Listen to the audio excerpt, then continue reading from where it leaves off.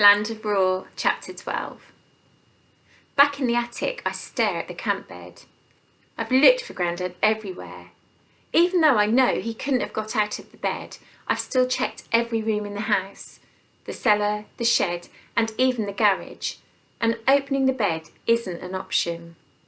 Some truly weird stuff has happened in the past hour, and I'm not about to do anything that might permanently erase my Grandad. He disappeared inside the mattress, so that's where I've got to go to. Trying to ignore the feathers and scraps of straw, I get down on my hands and knees, then push my head inside the bed. I want to pull it straight back out, but I keep my eyes squeezed shut and wriggle further in. "Hear me roar!" I blurt, pulling my legs up behind me. The bed wobbles and then becomes still.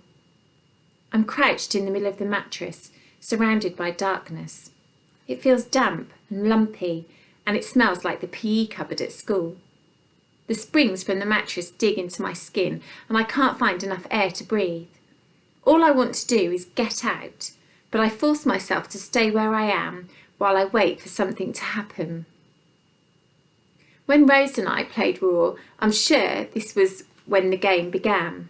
I don't know how it worked, but when we came out the other side, we'd be in Roar. I crouch there, the mattress pressing into my face until I can't stand it any longer. I crawl forward, my head bursts out into the bright light, and I gulp fresh air. I see dusty floorboards and straw and feathers. Outside the sun is shining and I can hear Maze and Bailey laughing. I pull myself all the way out of the bed, feeling relieved and scared and stupid all at the same time. Then I walk back round to the other side of the bed. Grandad is still missing, and I'm going to keep crawling through the mattress until I find him. And for the next 10 minutes, that's exactly what I do.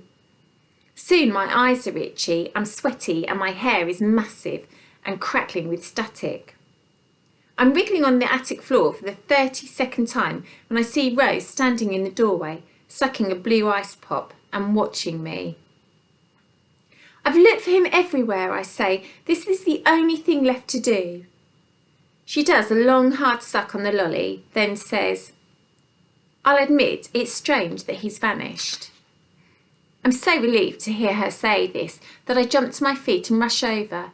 "I told you, Grandad's vanished inside the bed, and somehow we've got to go there, go to Roar, and get him back." She sighs. "Arthur, we never actually went to Roar. You know that, right? The whole time we were playing up here in the attic, pretending." "But when we played Roar, it didn't feel like we were in the attic. It felt real." All the time I've been talking, Rose has been sucking hard on her ice pop, draining all the blue out of it. "I suppose it felt different to other games," she admits, "but do you remember when I said I couldn't fly? I got you all to come and watch. Do you remember when I said I could fly? I got you all to come and watch, and it turned out it was just me jumping down the stairs, flapping my arms." She shrugs. "Kids have got big imaginations." "That's exactly what I thought before I felt Grandad being pulled into the bed." I show her the marks on my hand where Grandad's nails dug in. "And there's another thing. Just before he disappeared, Grandad basically said he believed that Roar was real." Rose laughs. "Arthur, this whole thing is a massive practical joke. I bet Grandad's had this planned for ages." "Grandad would never scare me like this." She raises one eyebrow. "Wouldn't he?" "No, he wouldn't." Rose shrugs like she couldn't care less what I think. "Suit yourself. I'm going to town. Mason says there's 3 for 2 on at Claire's. Before I went, I thought I should check that you hadn't vanished too." And that's when I realise it's hopeless. If Rose is more bothered about hairbands and earrings than she is about Grandad, I don't even want her to come with me. Fine. I walk back to the camp bed, crouch down and roll up my sleeves. "Hear me roar," I mutter as I stick my head back into the mattress. "Ha!" says Rose. I pull my head out and turn to look at her, eyes narrowed. I'm in no mood to hear Rose's sarcastic has. "What?" "Nothing." Only I never said, hear me roar, because even when I was 5, I thought it was stupid. When I got into the middle of the mattress, I just shut my eyes and imagined roar.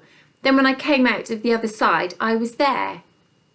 She takes a last long suck on her ice pop, then turns to the door.